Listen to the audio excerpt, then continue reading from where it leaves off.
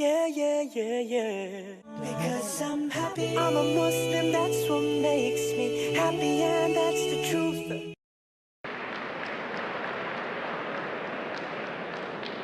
Can we have the next question from the brother's side?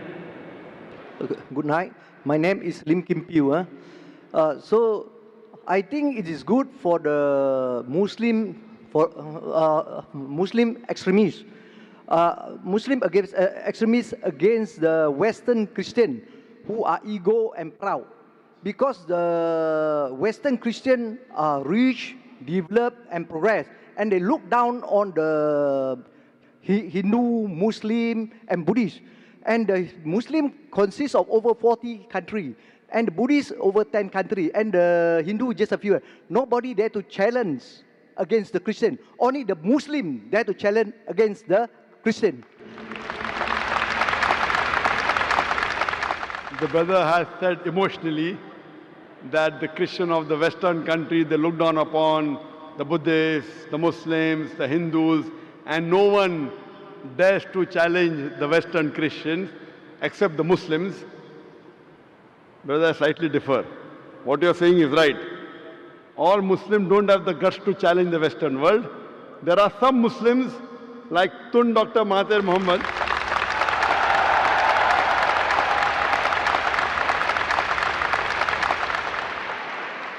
All the Muslims don't have the guts. And I am a person who is not very much in favor of politicians. There are very few politicians who I respect, and one of them is Tun Dr. Mahathir Mohamad. And I remember when I met him the first time several years back in Abu Dhabi, we were discussing, and he said that if the Muslims, if the Arabs stop dealing in dollars, America will come on its knees immediately.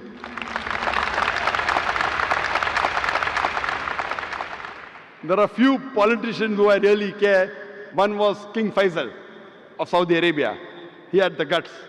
I remember when you read his biography that when oil was discovered, he said, let's have the meeting in the desert.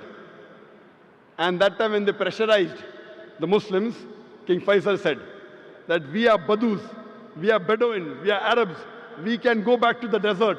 What will happen to you when we stop giving you oil? And I believe one of the things of Dr. Tun Mahathir Mohamad was that if he had the control of the oil, what the Arabs had, he would have ruled the world.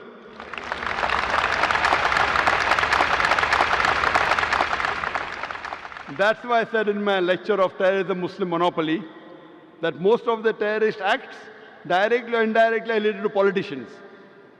They try and create the vote bank. They create all this problem. In Islam, we do not believe that we should look down upon one another based on caste, color, or creed.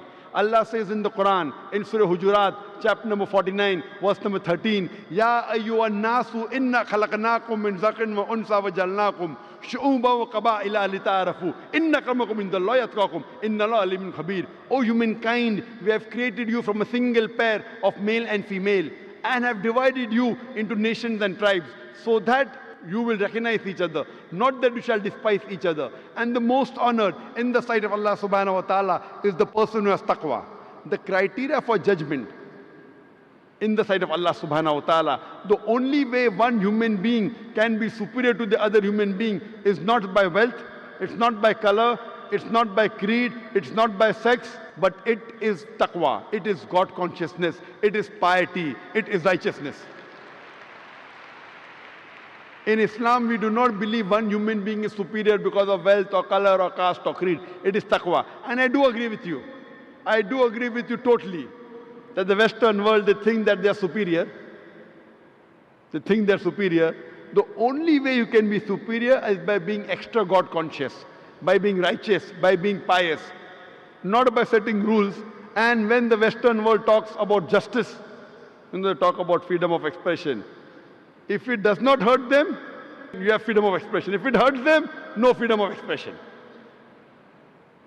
And the Western world talking about justice, I feel that one of the most unjust countries in the world are the Western countries. They talk about justice, but they are far away from justice. However much they are trying to attack Islam, Islam is growing. Islam is growing. There are, mashallah, few Muslims who speak against the Western world, and the Western world tries and shut their voice. That's what they tried to do to ex-Prime Minister, but mashallah, Allah helped him and he came up again. We know the history. And that's what they do, that those Muslims who speak the truth, because of my being very vocal and speaking the truth, the Western world doesn't like me speaking the truth. I'd like to give an example. I have been to UK several times. In 2010, when we had the Wembley Arena, we had the NEC Arena in Birmingham. There, the Home Secretary took objection to one of my statements.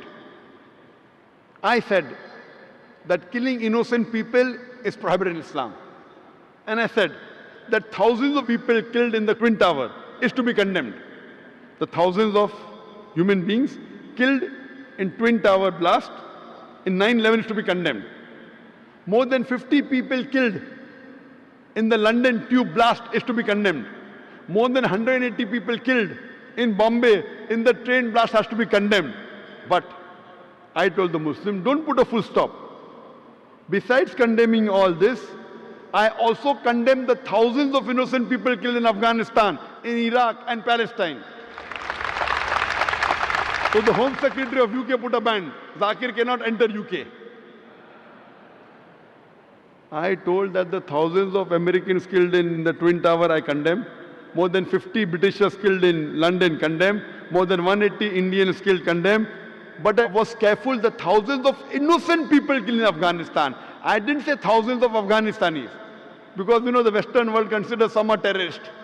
So I was careful in using my statement, thousands of innocent people killed in Afghanistan, in Iraq, in Palestine. So they want to ban me. They talk about freedom of expression. As long as you don't expose them, they don't mind. Once you expose them, they don't like freedom of expression. So I do agree with you. But alhamdulillah, summa alhamdulillah, however much they try and suppress Islam, Islam is spreading. The more they try and suppress Islam, the more Islam is spreading. Whatever they do, because Allah has given a promise that this deen will prevail over all the deens. And today, what the Western world is fearing maximum, they fear Islam.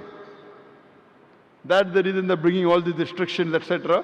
But what they do, inshallah, we believe in the commandment of Allah subhanahu wa ta'ala that Islam will spread and is bound to spread. Allah doesn't require me or other people to make Islam spread.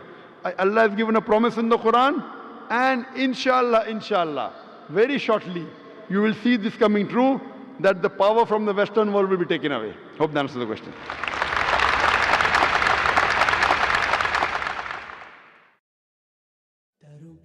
Let me tell you about my happiness. I get my happiness from Islam. It makes me kind and a better human.